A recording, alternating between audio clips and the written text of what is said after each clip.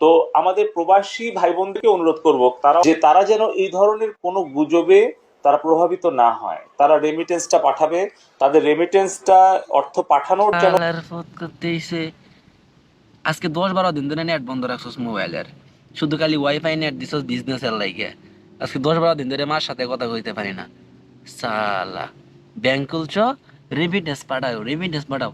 তোমার রেমিটেন্স তুমি প্যান খুললে পাও ব্যাংকের সামনে যায়, তোমার রেমিটেন্স না, আমাদের প্রবাসীদের রেমিটেন্স তোমার পিছন দিয়া ড্রপ করমু, রেমিটেন্স পিছন দিয়া ড্রপ করমু। ব্যাংকের সামনে যায় ফ্যানটা খুললে বসো, উল্টা হইয়া উল্টা হইয়া ব্যাংকের সামনে যায় সুন্দর করে উল্টা হইয়া ফ্যানটা খুললে বসো, রেমিটেন্স তোমার দেন অফ করি। সালাই সাই ডাকি। এই আচ্ছা, তোরা 10টা দিন ধরে তোরা নেট বন্ধ রাখছস, মোবাইল ইন্টারনেট বন্ধ রাখছস, ওয়াইফাই দিছস। যারা ঢাকা শহরে আছে, যারা বড় লোক, তারা ওয়াইফাই কথা বলতেছে। আমরা তো বড় লোক না, আমরা তো গরিব, বকলম, লেখাপড়া করি নাই।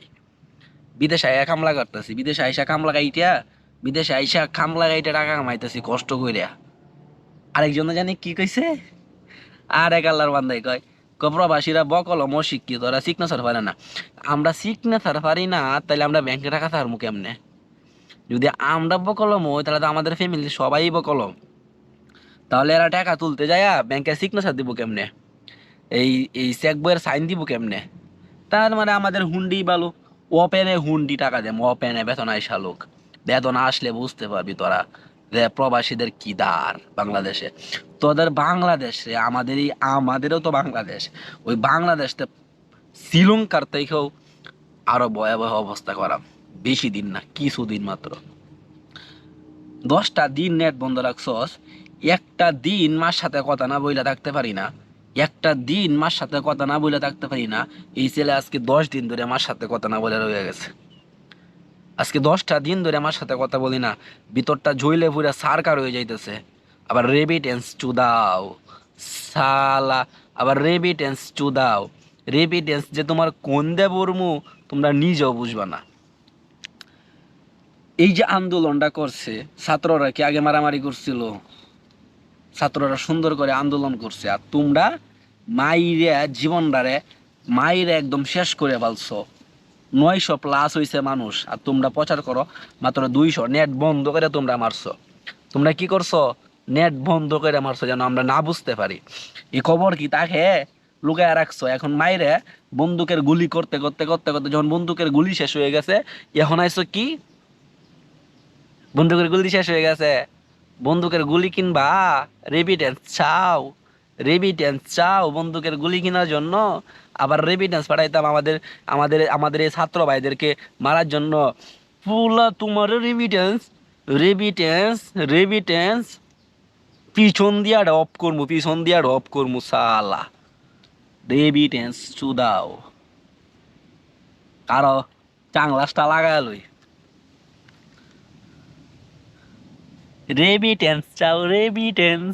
আসো, আসো বাতিজা, আসো, আসো বাজান, আসো আসো, কাছে আসো, রেমিটেন্স দেই। প্যান্ডা খুললে তেল লাগায় রাখো, তারপর রেমিটেন্স তোমার পিছন দিয়া ডপ করবো। রেমিটেন্সের এই দেশের পয়সা পিছন দিয়া ডপ করবো, বুঝছো? পিছন দিয়া ডপ করবো পয়সা। রেমিটেন্স আসো, কাছে আসো বাজান, কাছে আসো, আসো না কাছে, কাছে আসো, রেমিটেন্স ড্রপ করি তোমারে। রেমিটেন্স চাও? আমি কি শুধু প্রবাসী ভাইদেরকে বলতেছি, এই বাংলাদেশে বাংলাদেশে কোনো রেমিটেন্স পাঠাইবেন না, কেউ ব্যাংকে টাকা পাঠাইবেন না। ডাইরেক্ট ওপেনলি, ডাইরেক্ট ওপেনলি হুন্ডি চলবে এখন থেকে, ওপেনলি হুন্ডি চলবে।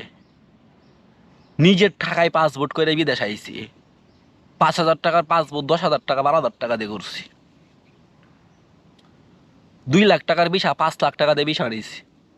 20,000 টাকার টিকা 70,000 টাকা দিয়ে গাইতে আইছি এই বাংলাদেশতে।